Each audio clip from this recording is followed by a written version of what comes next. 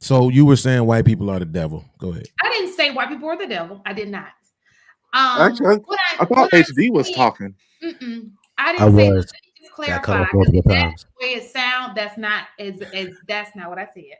What I'm saying is, how do we get to a point where we are putting people above ourselves? We are able to have people dictate how we treat ourselves. We are to the point where we are degrading ourselves in public. We are all of these things, right? And we even look to them as being higher than us. Like, that is crazy to me. Nothing extravagant has gone on in the last few years to make anybody feel like they're higher than you. But then that's how the world looks at them. There are people who are literally bleaching their skin, like peeling their skin, torture, to be as close to the likeness of them as possible. You know? And we need to just love yourself. And I'm not saying it's not a knock to, especially this new generation. It's not a knock to them. They can't help it. They were born. And a lot of them haven't done anything to us. But what I'm just trying to say is, for us, how is it that somebody can get in your head where you hate yourself? I think HD was next. That's crazy. But go ahead, HD. I watched a history thing on it was on Netflix or something. It was Robert Wool. He was teaching about history, medieval times. The 100 or 1,000 year war. I think it was 100 year war, and they were talking about all these different things that was happening in Europe. And eventually, he got to America, and that when it comes to history and like propaganda and stuff like that, the people that control the technology of the day, which was literature, books, and stuff like that, you had a lot of power to create a narrative that people will believe for ages. So there was one segment on his channel, I mean, on this thing that I was watching. There was a statement that says, "When the legend becomes fact, print the legend," right? In which a lot of things that we believe and we follow, it's not actually fact. We hear something that's not true, that is a stretched idea that we now follow and believe it as fact, but in reality, it's a legend, it's a myth. And because of that, and because of information and how it reticulates all over the place, right? We all have a similar idea of the same thing that isn't based on the actual fact. And now we run with it. And then we now believe something to be completely true that's actually not. And I think that genetics also plays a really big part in this as well, because just like how your father, you can maybe never have seen your father do things, or your mother never seen him do anything. You will have habits and thoughts and abilities from your parents that you never seen them do. And I think that as we continue to have gone through life, there were certain habits that have been carried down from generation to generation, and people are subconsciously acting out the very things that they'd never seen before. But since nobody really like pushed up against it as much, it was allowed to carry on at a higher level than what it should have. Now, of course, they had information then and people were fighting against the issues just like they are now. But the reality is that even when it comes to the image of black people don't even like black people.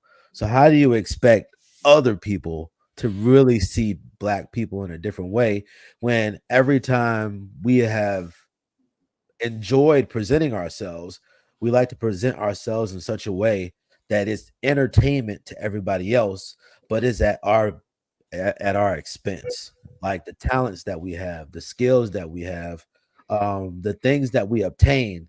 You realize if you just sit there and you just think about it, like nothing is more profitable than black people. And also, even back in the day, in the start of this country, what was probably the most profitable thing to have? Workers. Who were those workers? A lot of black folks.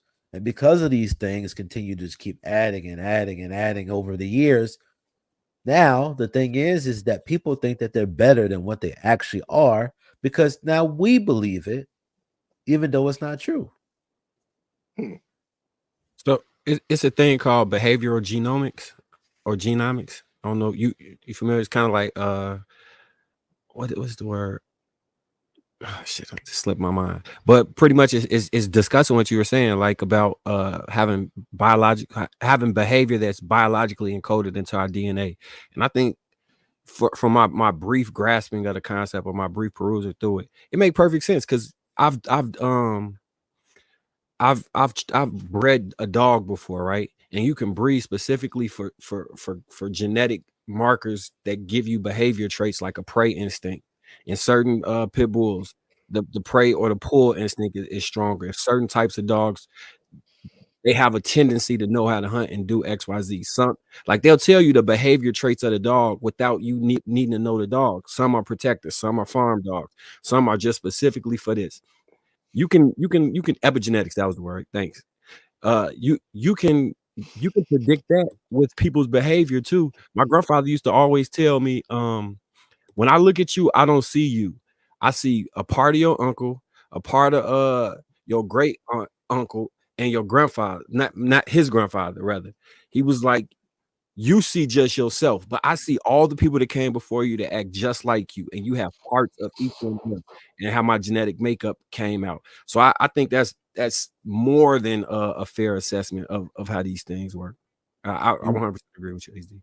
You want to know how on point that you are? So I was installing a door for a customer, and he was in the military. I think he was in the Navy. And I'm part Portuguese because of my mom's side, and they come from Cape Verde, right? Or Verde, I think it's Verde, right? And so apparently he was stationed over there, and I didn't know it. And so somehow my ethnicity came up in the question. And I told him, I said, "Oh, actually, I'm part Portuguese." He said, "From where?" I said, "Cape Verde." He said, "You know what? It's funny. I knew that you was Portuguese because how you look and how you operate and how you think is exactly like the people that I met over there." So mind you, I've never met these people a day in my life. I don't know what they look like. I don't know what they sound like. I don't even know what they dress. Only thing I know is what I Googled, which is a very big port city. It's all about travel. It's off the coast of Africa on the left side, the west side. And I was just like, bro, I don't know nothing about these people for real. But for him to tell me that I am similar and my personality is very similar to people that I have never met, I thought that was some crazy stuff. Side note, if you single, Massachusetts, Boston, and well, just those two places, they got large Cape, and Rhode Island, they got large Cape Verdean populations there. Look up what they look like. You'll probably want to go there if you single. You said Just where? saying. Massachusetts, Boston, and Rhode Island, they have large Cape Verdean populations. Like, they have whole large Cape Verdean populations. Yeah, my Look up Cape mom Verdean in people, Connecticut. and then you'll get an idea of what they look like.